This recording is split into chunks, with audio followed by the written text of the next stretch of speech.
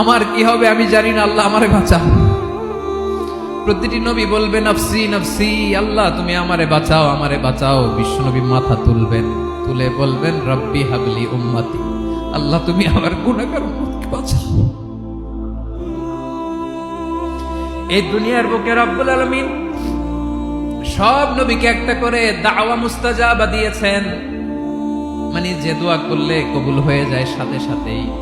দাও বিহা, দুনিয়ার সব নবীরা ওই দোয়াটা দুনিয়ায় করে ফেলেছে। সব নবীকে আল্লাহ একটা করে দোয়া দিয়েছেন, নবী দোয়া করলেই কবুল। সব নবীরা ওই দোয়া করে ফেলেছে দুনিয়াতে। বিশ্ব নবী বলেন আমি করি নাই।